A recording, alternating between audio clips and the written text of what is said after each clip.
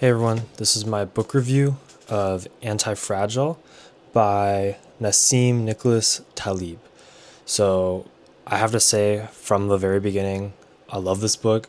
I love the author. This is making it in my top list of authors and books, and I'm gonna read all his other books. He has Black Swan, Fooled by Randomness. Really looking forward to it. So who is Taleb? He is a intellectual researcher who is also a hedge fund really successful trader. So he had the biggest success in the 2000 dot-com bubble as well as the 2008 crash.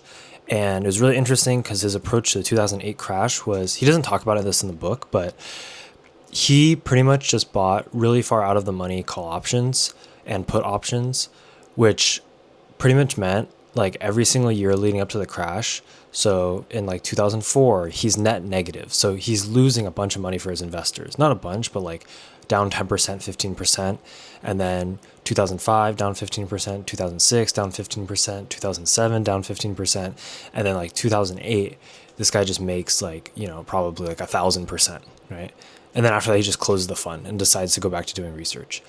And I think that's so funny because it just embodies exactly what he preaches in this book, Anti-Fragile, as well as other stuff like the Black Swan. So the whole idea of Anti-Fragile, I'll talk about it. I have a bunch of notes we need to go through, but it's like the idea that there's things that are fragile that break.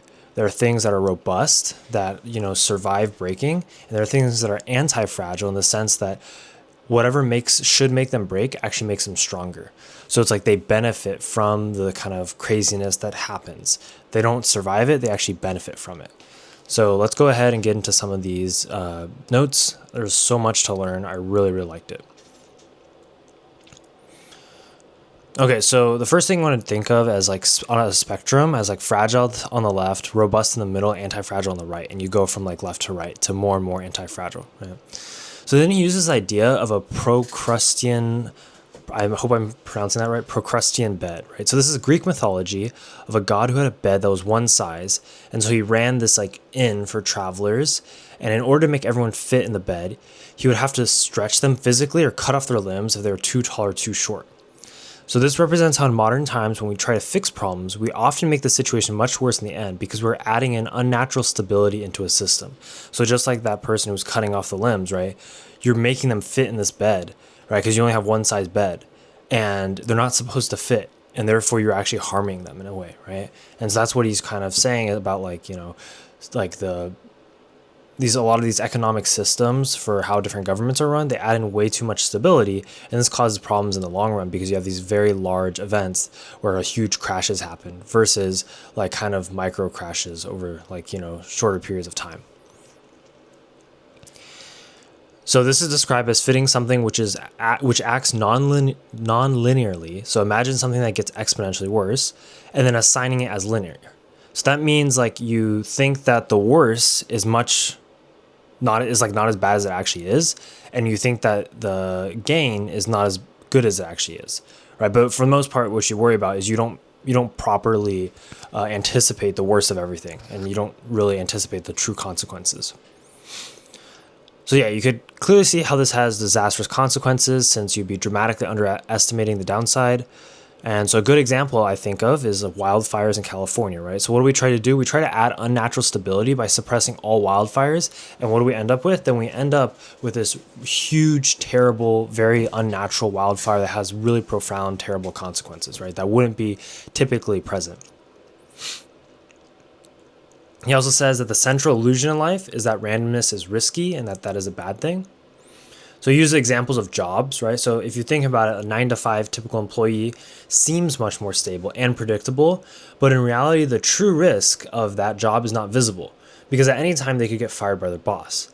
However, on the other hand, you have taxi drivers and other much riskier upfront jobs tend to have more long-term stability with more day-to-day risk. You could not make any money today, but then have a very busy day tomorrow. But the chance that you don't make any money at all is actually very low, right?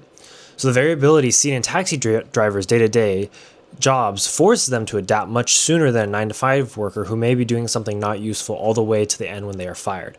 And this, in a sense, is kind of the benefit of this like anti-fragile nature, right? if they have to adapt, they have to learn to adapt. They're usually at the forefront of kind of changes and trends, whereas the 9 to 5 worker is let go after the end of those changes and trends have already like taken place, and you can no longer take advantage of them. Okay, so it has an example of anti-fragile in a country, right? So that looks like Switzerland, he argues, since they have no overarching government, and he makes the point that we work better in small units as tribes, or smaller than what we see in America, because of the fact that at a personal level, you feel much more responsible for individual harms that you cause, and you can't become detached from them. Whereas in the US government, it's very easy to see everyone as a number and send them off to war to die. He also points out that you can't compare governments and how effective they are unless the size of the country is the same, because the size of the country actually likely matters more for determining the best type of government.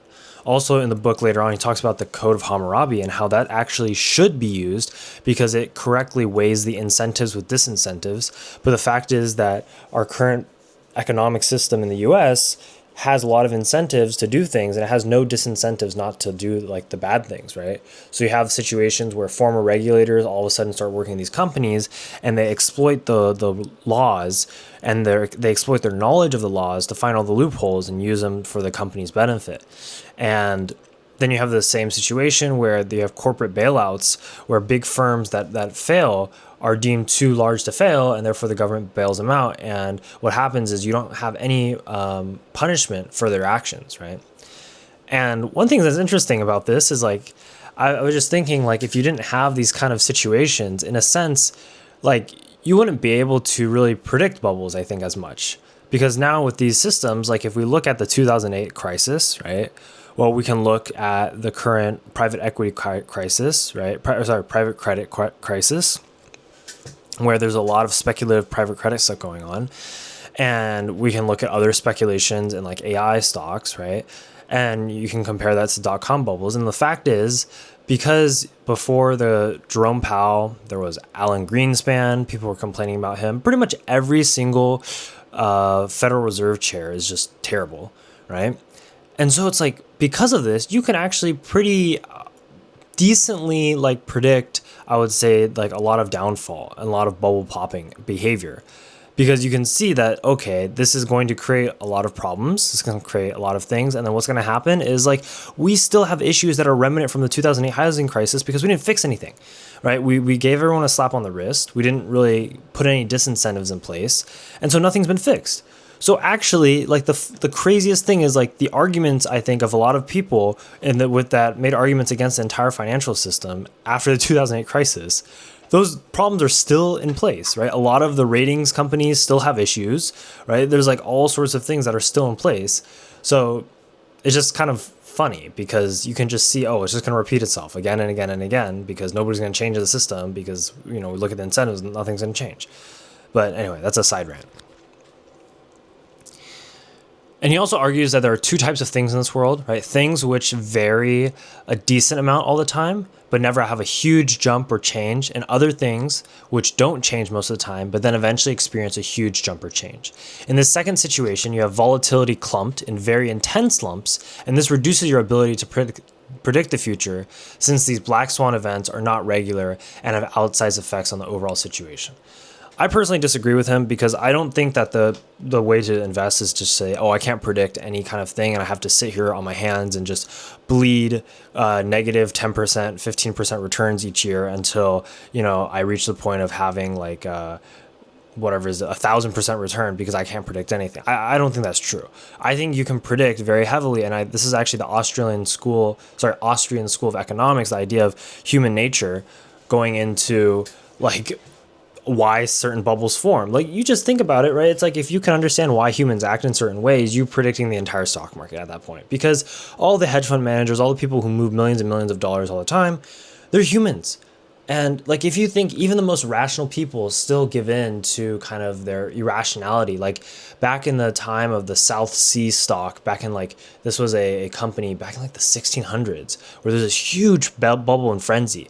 Like, you have people like Isaac Newton, like going in there and buying and like losing tons and tons of money because they just see people make so much money.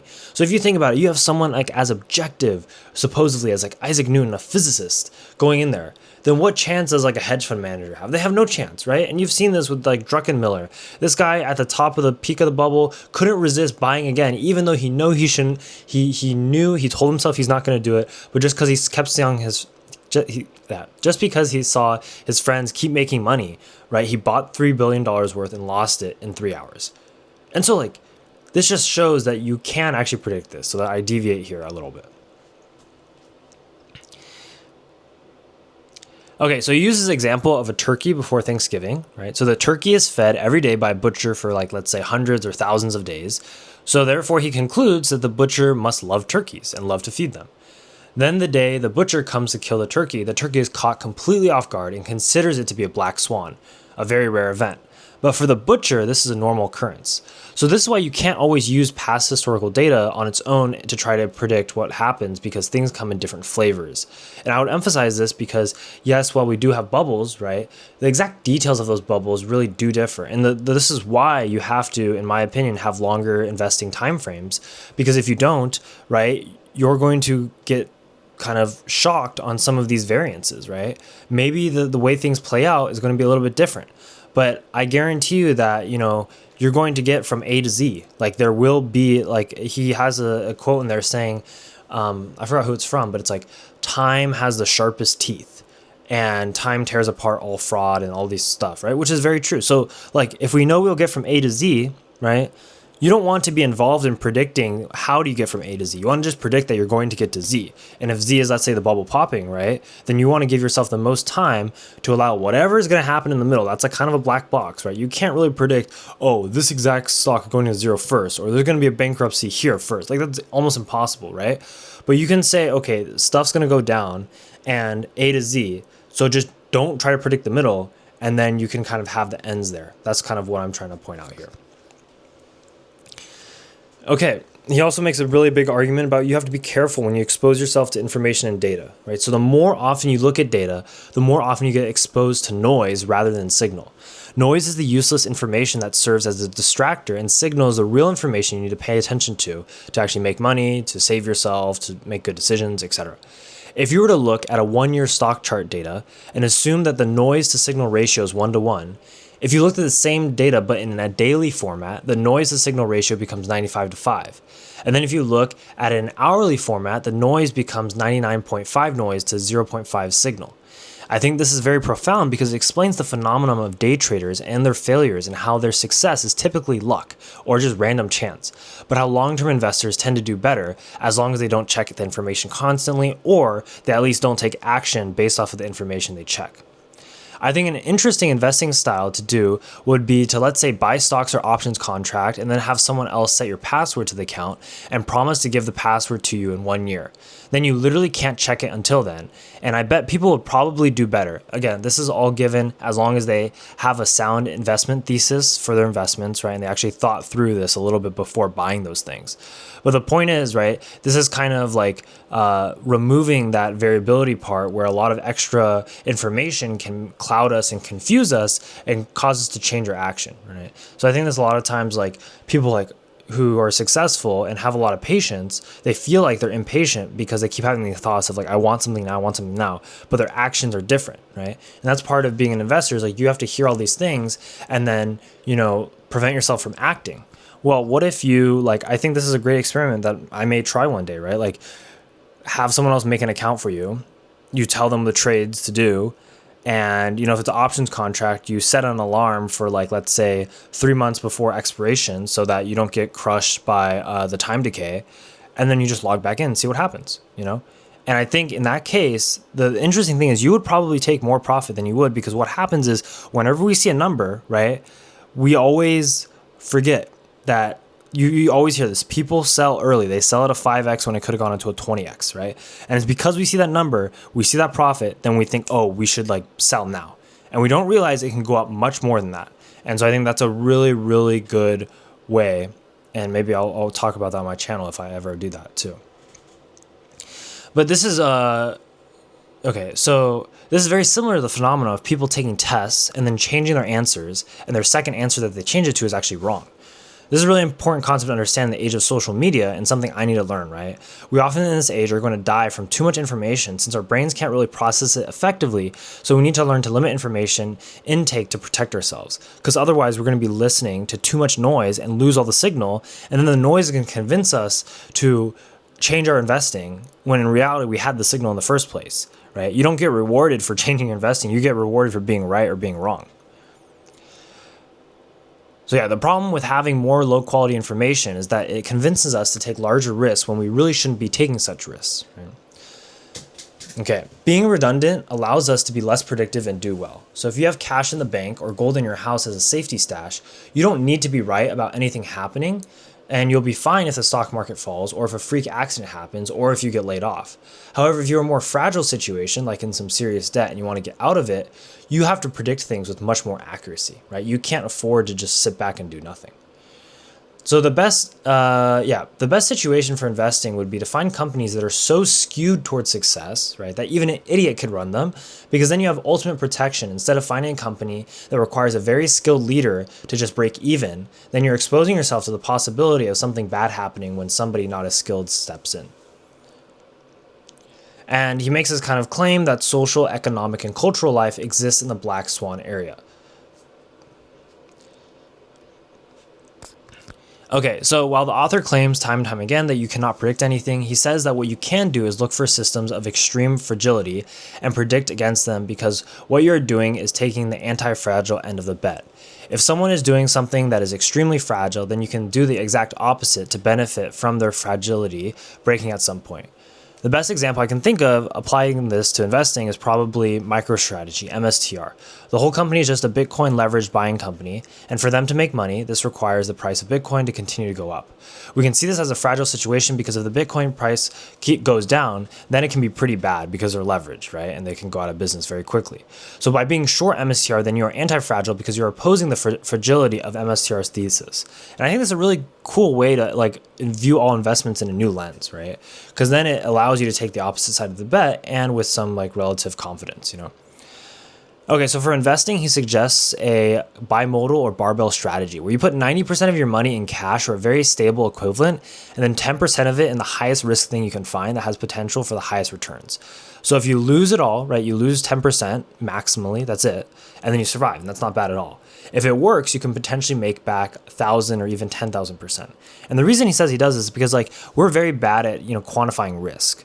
We actually don't really know what moderate risk is because we don't even know what could happen, right? So technically, you have, this is a very medium risk thing. Well, you don't actually know that because if something all drops, all of a sudden that medium risk becomes very high risk. So his point is find something where there's zero risk, find things where there's a ton of risk, and then try to make money off the ton of risk. And if it doesn't work, that's fine. And you don't screw yourself over. So I think this is a pretty important thing because what he's doing is he's kind of opening himself up to just doing really, really well, right? If something happens and if he loses any money, then it's very minimal and it's totally fine. This barbell approach can be applied in other aspects of life where it is better to have intensity in your work than rest fully instead of moderation with some rest, some mediocre work. Okay, something he says directly in the book is that options contracts are agents of anti-fragility, right? So I'm very happy to hear this. It definitely helps me think that I'm on somewhat of the right path as I'm learning about options investing in my own journey. So I think that was one of the best highlights of this book, to be honest, is to hear from somebody so intelligent, well-read, and practically skillful as well. Yeah. Okay, so confirmation bias and believing in correlation, meaning causation, right? So the idea that, correlation equals causation is the cause of why academia and research is so largely ineffective these days. This is his argument, right? So he argues that we only see the success, and because we don't see the number of failures, we don't know what the true success rate of academia is. If we took into account the failures that resulted from academia, he would argue that the success rate may not be much better than randomly trying things out over time. He also argues that most innovations and technological discoveries come from the bottom up, in the sense of inventors or other people who are not necessarily in the academic sphere, and typically don't come out of academia. We have confirmation bias because any time this process happens to work by chance, the news publishes it and we put it in the history book textbooks and make sure everyone knows it. but we never really consider if this idea is right or wrong, and if the origins of the ideas and how they actually start is from the innovators and like people who are outside that sphere. Because what ends up happening is a lot of these academics end up writing about that topic that was created by somebody else, and they rationalize it and act like it came from their sector, which it actually didn't. His really good example is the idea of how education rates increase after countries become wealthy, right? But this is often mistaken, and how this is mistakenly flipped to make people believe that more education will lead to more wealth. And this is a really important question, because like, what if more education doesn't lead to more wealth, right? And what if it's actually just the wealth that ends up creating universities and stuff? Because he points out these examples of the Middle East where they've tried to import a lot of like education systems into areas of the Middle East, thinking that this will bring more wealth and prosperity. But he's pretty much just putting the entire idea of the knowledge economy, knowledge workers on its head, and saying, does it actually help anything? And I think it's a really interesting argument to make. I mean, this guy published this in like 2011 or something, but like now with AI, right? You see like the question of how much knowledge workers are actually contributing. Are they just producing smoke and then saying that the smoke is valuable and in reality doesn't do anything? Because I mean, like, we're at a point where there's a lot of you're very separated from reality, right? You're making all these conjectures about things that don't necessarily exist, and it doesn't really have a real world impact. And even if it had an impact, we're not even sure if it would be beneficial. So it's like, in a sense, you're wasting a bunch of effort.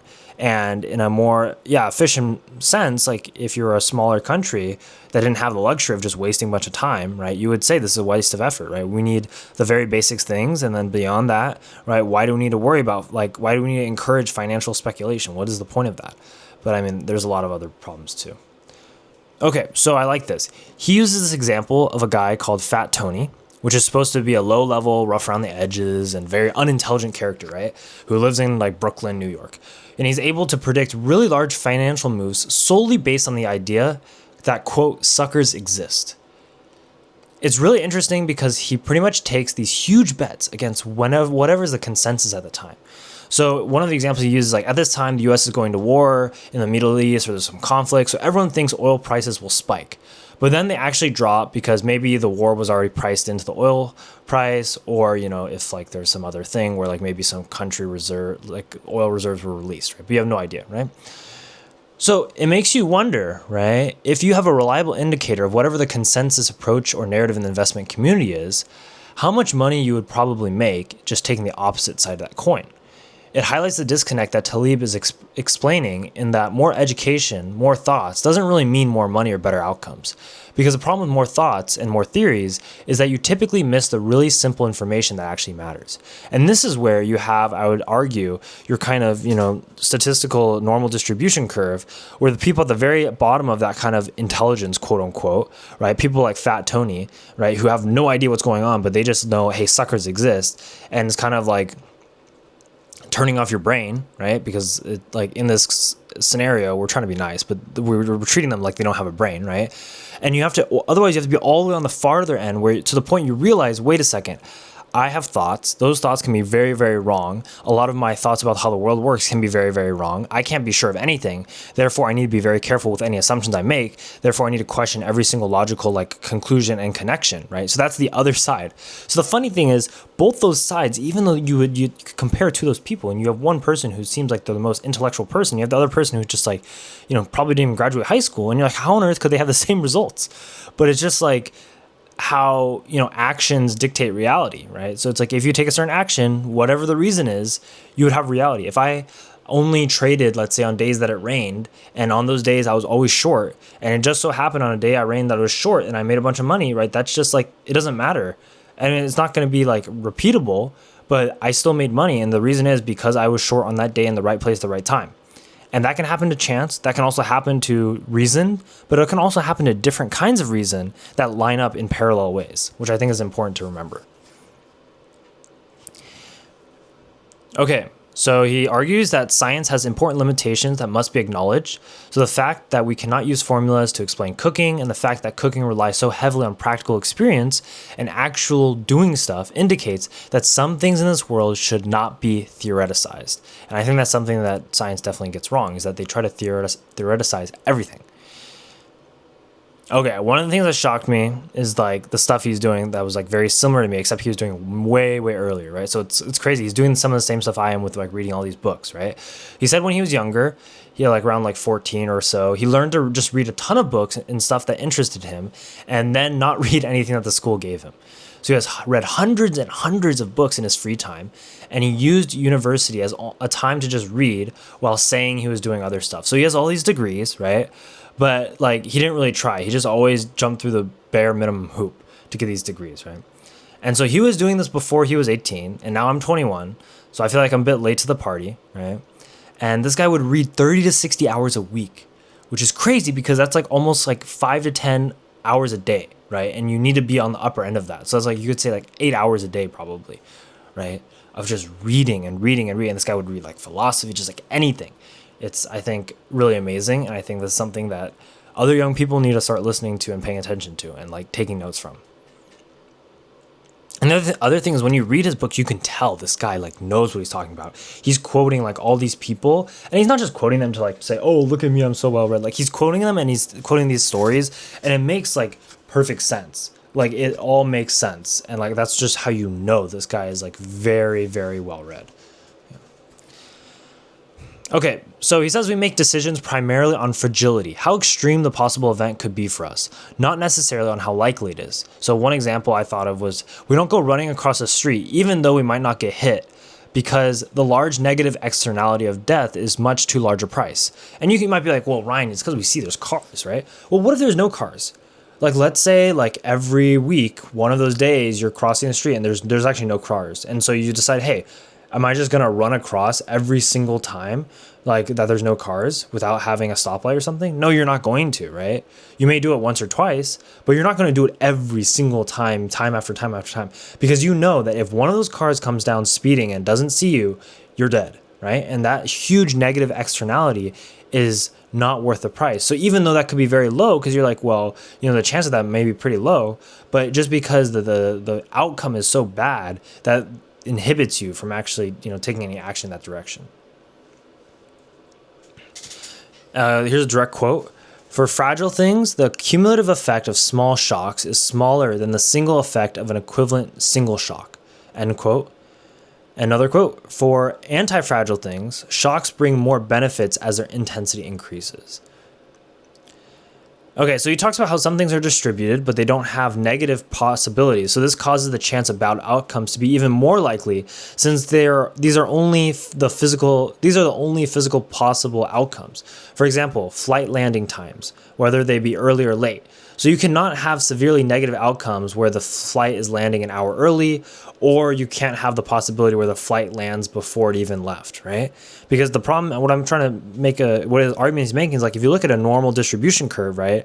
If you start in the center, in the middle, you should have standard deviations to the right and to the left. And therefore to the left would mean that they have to leave earlier and earlier and earlier. But at a certain point, you just get cut off because you can't have the flight arrive before it actually leaves. And also there's no chance that if a flight is going to take 2 hours, it's going to somehow arrive there in like 10 minutes. That's also not possible. So therefore, he's saying you have this huge graph where the right side of all the delays is the only probable event. And therefore, it makes it much, much more likely that all flights just get delayed and that they very rarely actually get there early, which is exactly what you see, right? So yeah, he's saying you can have very bad positive outcomes in the sense of they're towards the right, where the flight lands many, many hours later. And as such, you get skewed towards being late and always being late, right? And if you're early, you're only slightly early. And so these are kind of dangerous situations, he said, because imagine if you were trying to invest in something like this, right? Or you're betting on this, right? You would realize that the probability is not just like a standard probability. You don't have the equal chance of the flight arriving like 5 hours early as you do 5 hours late. Okay, here's another example to show how we can't just rely on the average because the average could be made by two extremes. So we must look at the underlying, especially when we're dealing with highly fragile systems. So this example uses that your grandma is going to be at the average temperature of 70 degrees Fahrenheit, aka room temperature, for 2 hours. So you're like, okay, that's fine, right? And you would think that'd be fine, but then he says the first hour she'll be at 0 degrees Fahrenheit, which is below freezing. Then the second hour she'll be at 140 degrees Fahrenheit, which is like baking like temperature, right? So we can clearly see how the average seems perfectly normally like safe, right? But the events that make it up are truly disastrous. And he uses to explain why a lot of risk and error models are simply wrong, since there can be a single incorrect assumption when using the model to calculate, and that can cause a shift in error to make the bad event 1,000 to even 10,000 fold more likely and more potent potentially. Okay, another problem he highlights is the problem of conflation, where we mistake an investment to represent something else when in reality the truth is more complex. So, for example, when Fat Tony shorts oil, even though there's a huge war, because he doesn't use his brain and just thinks that everyone can't be right. So he ends up to be right because all the traders are mistaking oil for being a simplification of geopolitical risk. But in reality, there are important differences and nuances which cause this not to be true, and oil prices actually dropped during the conflict, which could be due to governments being forced to release emergency stores of oil to keep price down or other things that you can't necessarily foresee.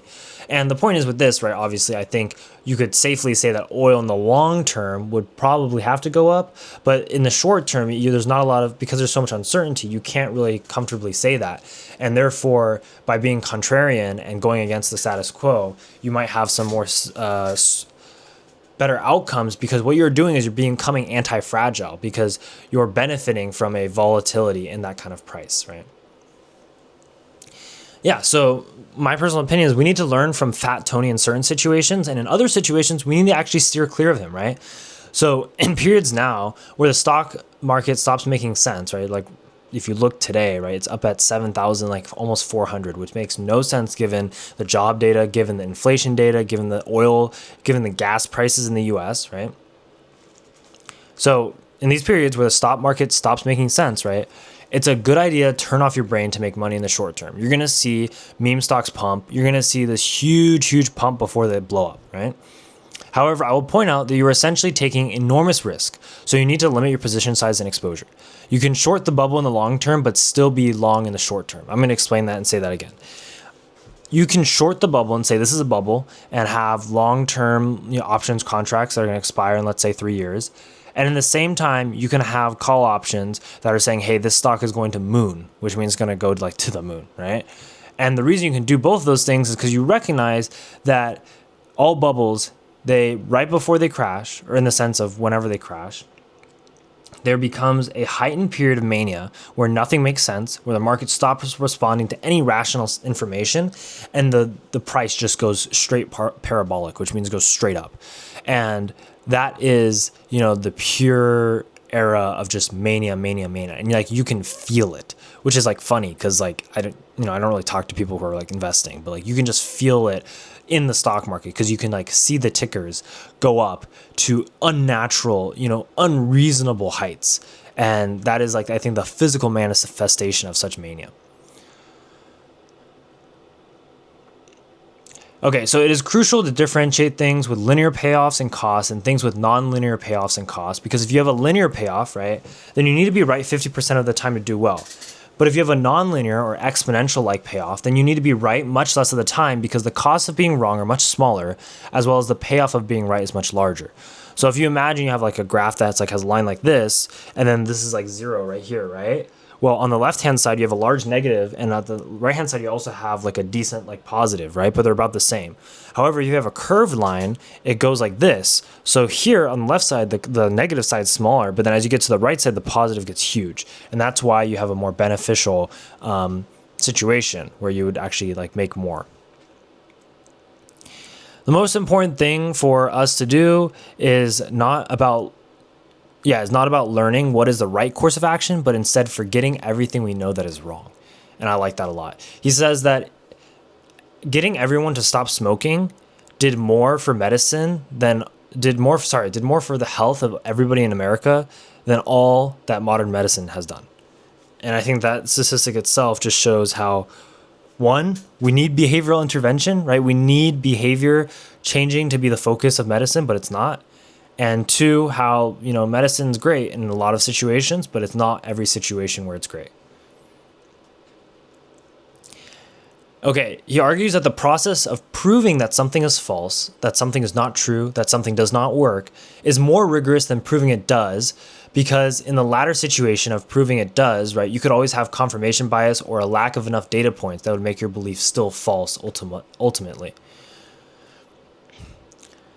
he has a really interesting argument where he applies the concept of antifragility to things that have been around for a very long time and suggests that at a certain point, things that survive for longer will survive for even longer instead of becoming unpopular, going bad, or perishing.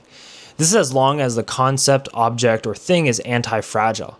It's kind of like the idea that since something has been around for so long, it is only natural for it to be around for longer and longer because people have become so used to it and it's become so ingrained that it won't be removed from this world. This is different for new things as they are still trying to establish their footing or prominence or place in this world and are thus pretty fragile, and there's still a lot of variability. So this can't necessarily be generalized to all things or objects, but it highlights the fact that we can't apply the idea of perishability to everything because some objects not only don't follow the rule of perishability and degradation over time, but they instead actually build momentum and get stronger and more prominent as more time passes. Okay, so he argues that attending conferences to hear about all the new breakthroughs in science is likely a waste of time because it takes time for the truly good ideas to be validated, and in reality there's a bunch of overly hyped findings which everyone forgets about in 5 years. Vice versa occurs too, where some ideas that have been around for a long time turn out to be truly breakthrough when they get applied. The problem is that science tends to gloss over the application aspect, and as a result we get a lot of science that isn't breakthrough because it's not actually useful. Okay, he makes a really interesting medicine argument where he says that we really should only be giving medications and surgery and treating people who are very sick by looking at the chance of payoff for the drug. If you treat a mostly healthy but mildly sick person, the chance of benefit from a drug is pretty low. Could be like 10%, right? Because they're mostly healthy or okay, and the sickness is not like super dire. However, if you treat a very sick person, the chance of payoff of the drug becomes much higher, something like 70%. This, of course, gets a bit complicated with placebo effects and things, but I think the main argument is that we should not be using surgery or drugs as a preventative measure and instead recognize that these are designed as interventions and should be used as such when there is a higher need to reduce the harm of a mostly healthy individual, right? So I want to share a personal story, right? So I have moderate bunions on my feet, which are just like where the bone is kind of like going this way, but it doesn't mean like it's sticking out. It's not like bad, really, right? And they're genetic, and the only fix is that for them is surgery. But they don't hurt for me, so I have to accept, using this kind of framework and understanding, and just generally this is an exception I've kind of made, that there may never be a point where the risk of intervention are outweighed by the marginal benefit of fixing them, quote unquote, especially if you consider the variation in quality of surgeon, the large role chance would play in surgery outcome and recovery, and how there's nothing pathological about it that is limiting my own lifespan, right? So in this situation, I am an overall mostly healthy individual, right? So for me, doing some sort of intervention has no benefit. However, if I literally couldn't walk, right, and I was in so much pain that I could not go to sleep, that I could not wake up, that I could not do anything, then yes, it would be worth it, because even if it ruins my feet even more, I'm in such a terrible situation that it would be more beneficial, right? It'd be more likely it helps than hurts. But in the current state I'm in, the surgery, it's a higher chance of it actually hurting than helping. And as such, right, it's better for me just to stick to swimming and limit my running or something like that than to do other things. Okay, so he argues that the most important thing to figure out is what not to do instead of what to actually do. So instead of focusing on the pursuit of happiness, for example, we should focus on avoiding unhappiness, and we will naturally arrive at our destination. I really like this idea because I personally don't like the idea of chasing happiness, because I really agree with some philosophers who argue that happiness is a byproduct of things, and that by chasing it, it's like it's like sand, right? The more you try to grab it, the more it falls through your fingers. And therefore, like, only by just like putting it behind you and not focusing on it can you actually produce it in your life. And you don't need to be happy all the time. I think that's something that the consumer capitalist society has tried to gaslight us into thinking, because they want us to buy things all the time to make us feel happy all the time. So they're like, you have to be happy all the time. That's not true. And therefore you can be content with less. And they don't want you to think that, because you wouldn't be buying stuff. Yeah. Okay. So getting close to the end here, he argues that, we should test our body more, right? And when we eat, we should eat varied diets and meals and avoid regularity. So like eat protein some meals and not others. So like the average of these diets, right, should be matching the guidelines, like the dietary guidelines, but that isn't like expecting us to eat, exactly certain amounts, right? Like, so protein, exactly like every meal with everything, right? Our bodies, sorry, this is kind of weird stuff going on. Okay. Our bodies, right? We should eat like varied diets and meals and kind of avoid regularity, right? Because what's happening is that like our bodies need a degree of kind of randomness for to benefit because our bodies are anti-fragile, right? He also used the example of like a tracheal like lung ventilator, and how if you keep the pressure at exactly the same pressure, it's actually bad for the patient. And that if you vary it a little bit low, a little bit high, it's actually more realistic to how the lungs are experiencing pressure over time in the normal, like in my lungs right now as I'm talking, because you could imagine I breathe in, I breathe out. It's like very variable. I'm not constantly like, okay, I need to breathe in this amount and breathe out that amount. Another thing he points out too is like the blood pressure thing, right? So taking somebody's blood pressure is a snapshot in time. And so if somebody has a high blood pressure at that moment, you shouldn't just immediately give them medications because you have no idea if that's even accurate, right? And there's been examples where some people have a high blood pressure when you first measure it, and then they come in like with somebody else and they measure it again. And the reason you had it high the first time was because you're just nervous because it's a doctor. And then let's say if a nurse comes in, maybe you're less nervous, right? And then you probably go that all the way down to like your family member. If they were to take your blood pressure, you probably wouldn't really care that much. And therefore it could be a lower number. So that's why it's like these kind of things are, you know, there's a lot of irregularity, and that's like okay. And we should be okay with that. Okay, I'll end with this kind of personal takeaway from this book here. Towards the end, he talks a lot about like kind of the issues with like the financial system and the world in general. So I just want to say this. A free person is someone who cannot be squeezed or forced into doing something they would otherwise not do. This includes being bribed with money or a salary or being sold in lusts or other desires. So I was really thinking about that. I'm like, wow, that's really, important to remember, because even if someone has more money than you, right? Even if they have other things than you, right? You have to keep your kind of own set of who you are and not lose that along the way. If you have any other books you want me to read or comments or questions, put them down below. Make sure you subscribe for more, and I'll see you in the next video.